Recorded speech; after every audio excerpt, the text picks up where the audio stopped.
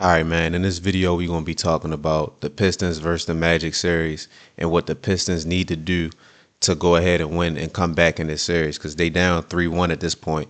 So, I think the biggest thing is for that the Pistons need to have Cade playing off of the ball. You know what I'm saying? They have him a lot, initiating the offense and things like that, but which is cool. But versus this Magic team, you got to be able to adjust. You know what I'm saying? They playing great defense. So Cade needs to get off the ball and have that second action be ran for him. You know what I'm saying? A lot of good things happened when Cade was playing off the ball and they got him on a down screen, flare screen, whatever, and they get the ball to him where he can catch on the wing and make a move from there and go because they sent a lot of bodies at him. They sent a lot of double teams. You know what I'm saying? So he needs to get off the ball. And I'm going to show y'all a couple clips of him when he was initiating the offense and what happened, what the result was versus him being off the ball and letting somebody else initiate the offense and see the end result of that. And also, before we start too, a key stat that people not really looking at is Cade Cunningham assist to turnover ratio. You know what I'm saying? In game 4 versus the Magic, he had 6 assists and 8 turnovers.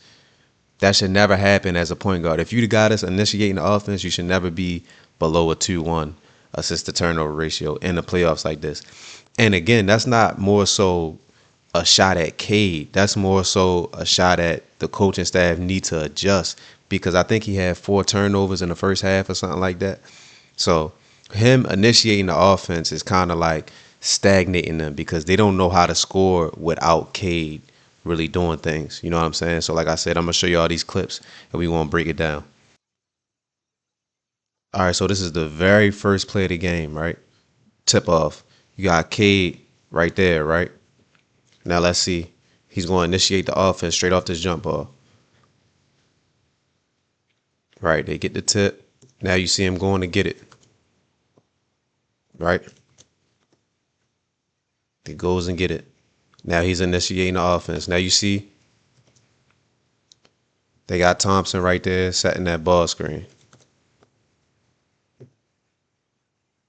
Right, come out the ball screen. Now what they trying to do is once he swung that over to Tobias Harris, they trying to get Duran right here on this low post going across that screen, right, and getting a catch right here.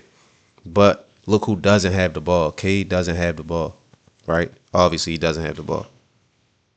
Now look at this pass, this entry pass. Still, right? That's why I say Cade should be in the actions. He shouldn't be initiating the offense because once the ball is out of his hand, look, there's no other action going for this guy. There should be a flare screen or something, or he should be getting the catch back and going off a ball screen, something. I'm not mad at this post up play right here, but just as the first play of the game, I don't know.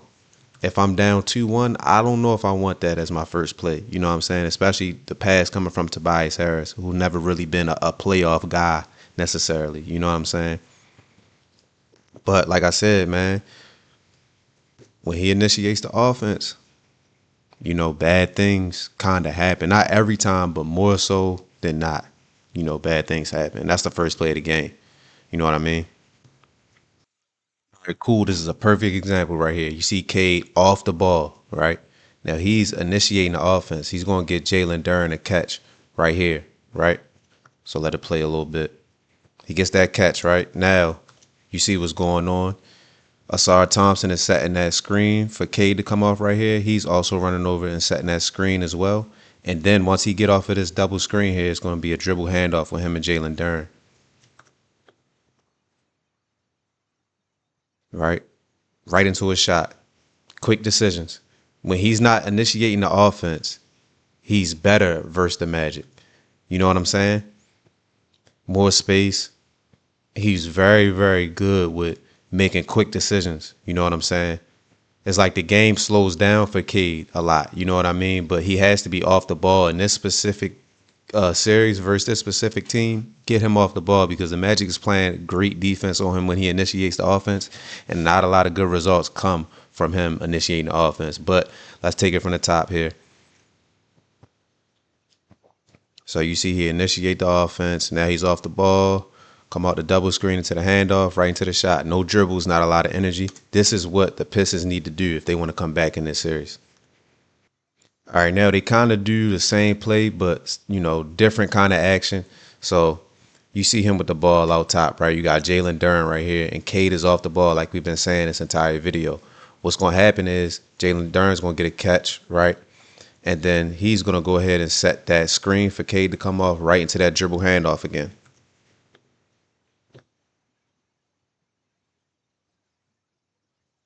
Now you see how open things are. Look at how everything is open. You can't bring so many bodies when there's two, three different screens and different actions going to them. You know what I'm saying? Wide open pull up. He misses. But look at the result of the play. Jalen Duren is in position to rebound now because of a good shot. Let's take that from the top. Off the ball, right? He making his defender work. Now they got to make decisions. And like I said, Cade is very good at making quick decisions. Jalen Duren, great rebounder, puts him in position to get the rebound. You know what I'm saying? Sometimes as a coaching staff, you got to adjust things a little bit.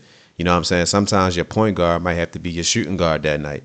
Sometimes your center might have to be your point guard that night, or just whatever the case may be. You got to be able to adjust. And I think that the Pistons, if they start adjusting with this, they'll see more success. This is just a great sideline out of bounds call by the Pistons, right? So I don't know if y'all could tell, but that's Cade right there, right? I think that's Stewart. He's ripping up off of that down screen, right, and getting a catch right here. And then what they're going to do is, I'm gonna let it play a little bit. Once you get that catch, right, they making Cade a screener off the ball too, which is kind of like a decoy, right? So you see him right there. He running up and setting that screen on Bane for his man to go off, right? But if you look at Bane, man, he's not really paying attention to his man. He's more so worried about Cade, right, which is a decoy. They putting him in screens off the ball. They making him a screener to get everybody else open. Wide open dunk. Wide open. Letting somebody else initiate the offense into a wide open dunk. Get Cade off the ball. Make him a screener. Let somebody else screen for him. You know what I'm saying? Instead of him just dribbling the ball and making decisions. It's tough like that when a team is just, they throwing so much bodies at you, bro. You know what I mean? Y'all got to adjust. Now after that dunk, it was 23-22. You know what I'm saying? After that dunk. So then they was up. And what I like about this too is that they keeping it real simple, right? Cade right here off the ball. He's initiating the offense. Stewart, a big screener, is coming down to get him, right? He's getting off that screen and making a decision. Boom. One dribble, up, shot. Way too easy for Cade. This is like workout cone type of stuff. You know what I'm saying? Instead of having to dribble through a bunch of bodies, you know what I'm saying, and waste a bunch of energy, he can go ahead and get off this off-ball screen, this down screen, into a rescreen, and get his shot off, man. Easy. It's hard to double somebody who knows how to move without the ball. You know what I'm saying? And Cade is great at moving without the ball. Not saying like he's a Steph Curry off the ball, but he knows how to position himself. You know what I'm saying? And he knows the game, man. So sometimes you just got to use different ways to score. You know what I'm saying? A lot of people or a lot of coaching staff are very rigid in their philosophies. You know what I mean? And sometimes you just got to adjust, bro. That's all it is. Get Cade off the ball so he can really work, man. Don't let him have to worry about initiating the offense and getting turnovers and all this. Let him be the scorer in this series if y'all really want to come back, bro. You know what I'm saying? That was like they starting to catch on as a team, right? The Pistons. So now you look at the score 38-30, right, in the second quarter. They kind of dominating right now. They was a little down, early on in the game, but now they came back and they kind of really getting their legs up under them now. So you see Stewart, he's the one initiating it. He just going to do a regular dribble handoff to Cade right here off the ball. Dribble handoff right down the lane to a floater. I mean, his pace is amazing. Like, so I don't see why they wouldn't just want him to be off the ball this entire time at this point. Decision making is great. You know, great bucket, man. Get Cade off the ball, man. I mean, it's just obvious at this point. I don't even really need to show much more, but y'all see what's going on, bro. Cade needs to be off the ball. Him initiating is taking a lot away from the team. You know what I'm saying? Because if we being honest, the team, the supporting cast isn't that good offensively for him to just be initiating it and getting guys scoring opportunities. I don't think that the Pistons have this type of roster. You know what I'm saying? But nevertheless, K's off the ball, it's a bucket, man. Yeah, so like I said, man, when Cade is off the ball, as you see, a lot of good things happen. You know what I'm saying? You got to adjust as a coaching staff, bro. You got to move your pieces around, see what works, see what doesn't, and understand that every team you play might not be your identity that you have to play. Like, meaning, like, if the Magic is playing good defense on Cade, they might got his number. They might just, play good D or whatever the case may be. Adjust a little bit. You might not have to use the same scheme versus the Magic that you would versus the Celtics or something. You know what I'm saying? I don't know. But you got to be able to adjust on the fly like that.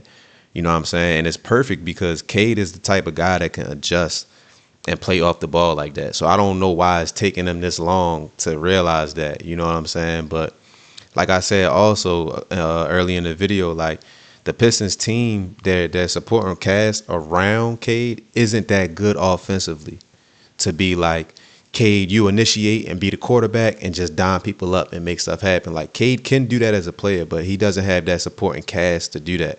You know what I'm saying?